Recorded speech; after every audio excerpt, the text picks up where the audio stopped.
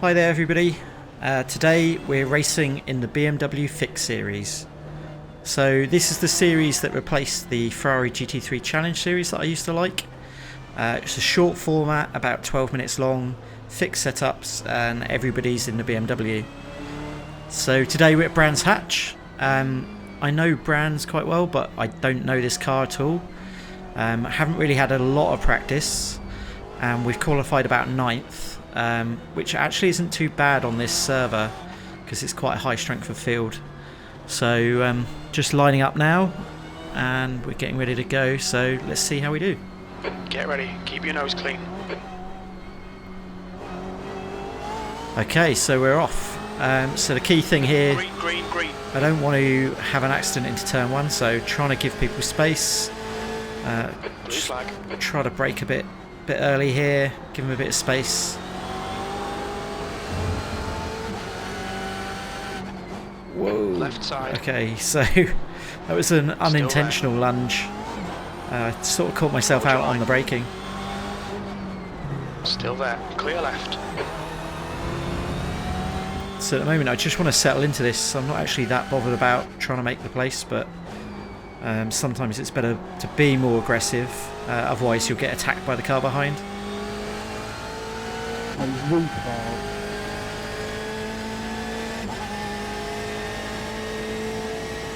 Make all that.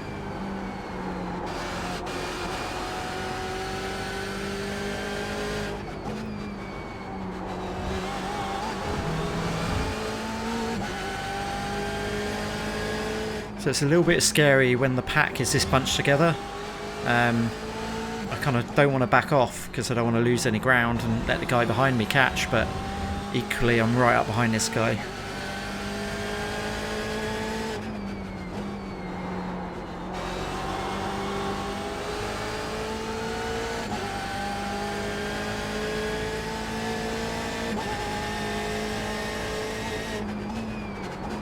So we're still sitting in 9th. I definitely feel like I'm quicker than this guy ahead of me. Just a case of trying to find where I can maybe make a move on him.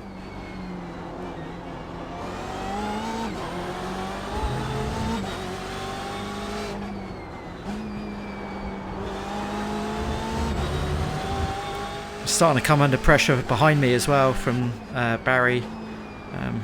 He's actually the second ranked car on the server. So 10 minutes remaining, 10 minutes. Quite a good driver. I've got to keep an eye out for him. Okay, Paul, keep piling on the pressure. He'll make a mistake.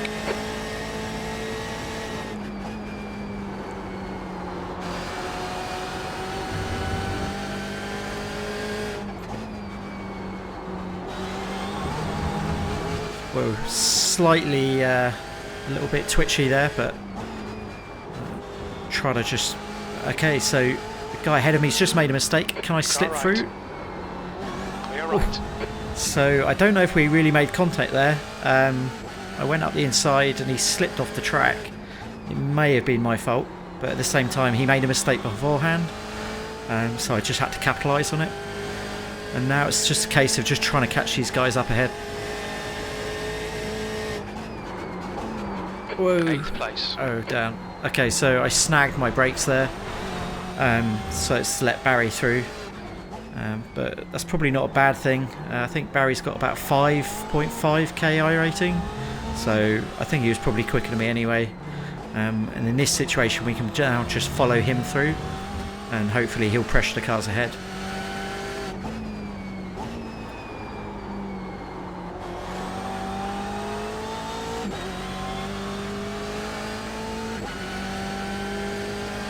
So Morrison ahead is now 0.6. Incident in Surtees. Looks like it's Perez.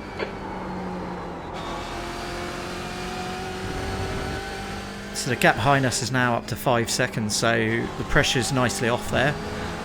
It's just a case of me pushing harder to try to keep up and maybe even catch the guys ahead.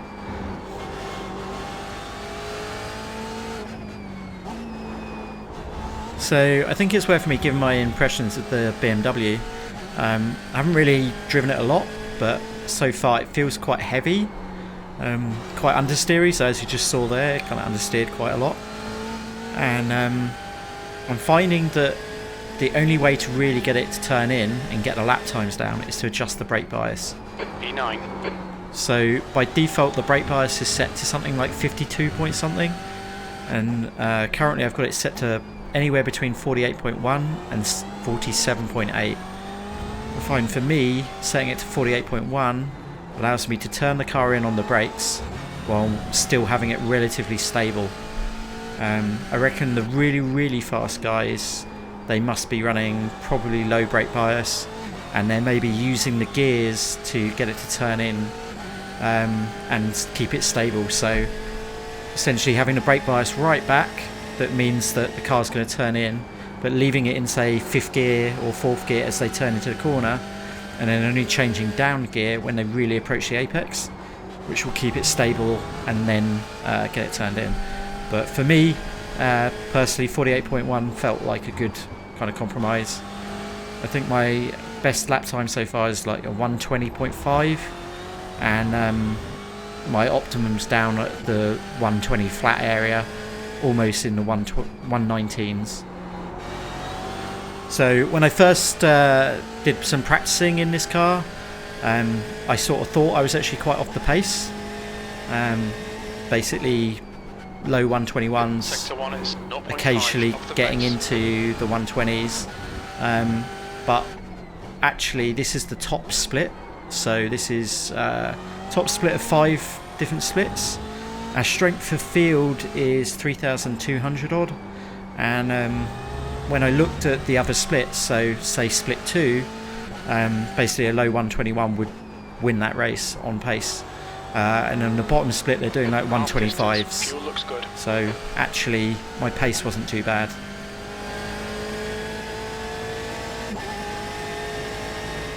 So just going back to sort of talking about the race, I've been dropped a little bit, but I'm going to focus now on trying to catch these guys up.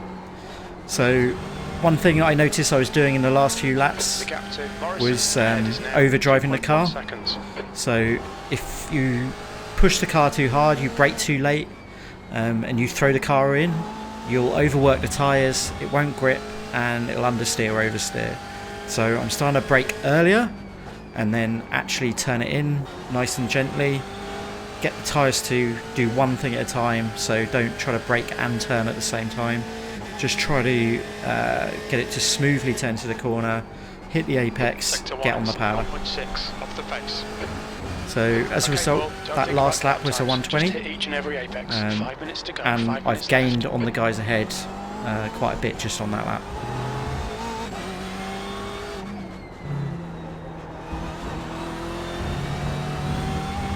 Another thing that I find with this car, it seems to benefit from using both pedals at once sometimes.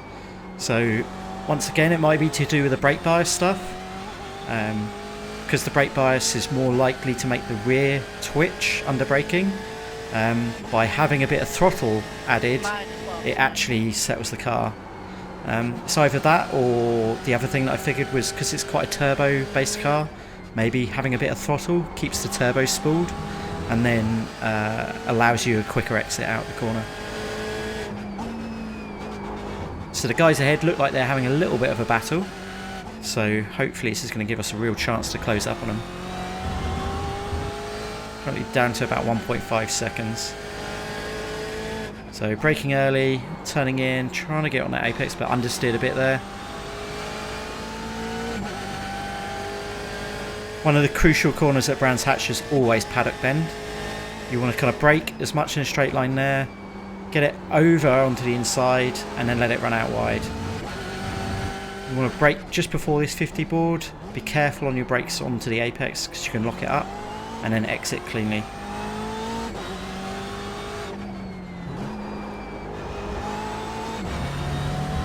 The gap behind is now 8.1. So these two guys have switched position a couple of times now, which is only good for us. Means we've got a chance.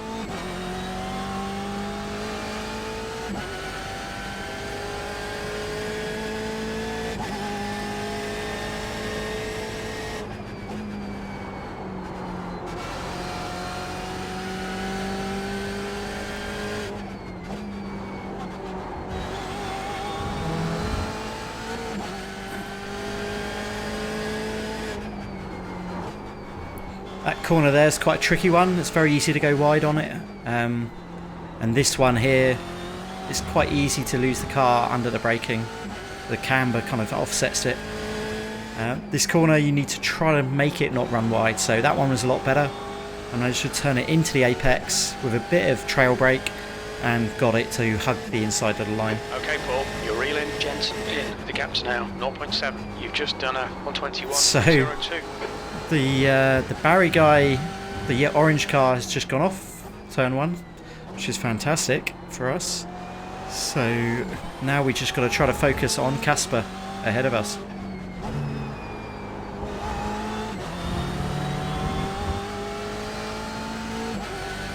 Just 2 minutes left, 2 minutes to go.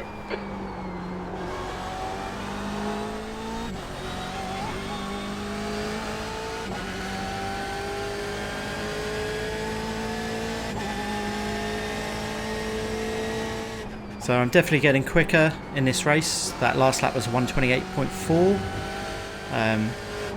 I should be able to put this guy under some pressure now.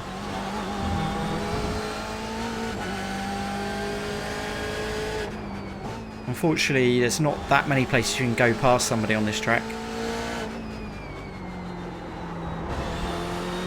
Okay, so I've got a really good run out of there, and I'm right behind him. So this is actually one place you can get past somebody. You can just break it up the inside. Clear left. So Collins is now in the lead. it looks like we both understeered off there. I don't think there was any contact. So that's 2 incidents in this race where I'm not sure really if there were any contact there. Position. One more to go. That's good consistency. Keep it But up. either way, we've gained the place, so that's a result for us.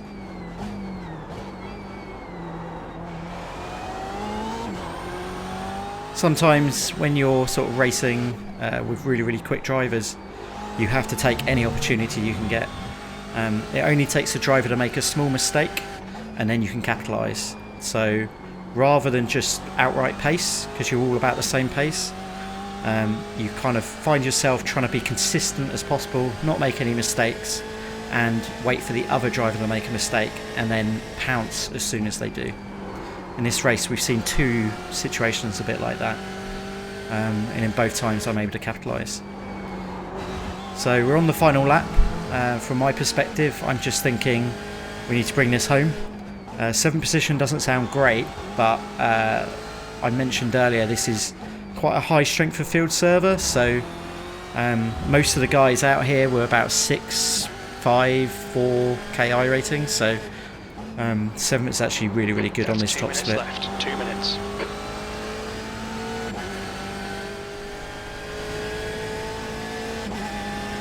And there we go, we're across the line. There's an incident in Paddock Hill. Looks like it's Collins, B7. That's the end of the race. Never mind. So 7th place isn't bad considering the strength of field. First outing in a BMW, thought it was alright. Not as much fun for me as the Ferrari Series, but I'm definitely willing to give it another go. So if you enjoyed the video, please like and subscribe.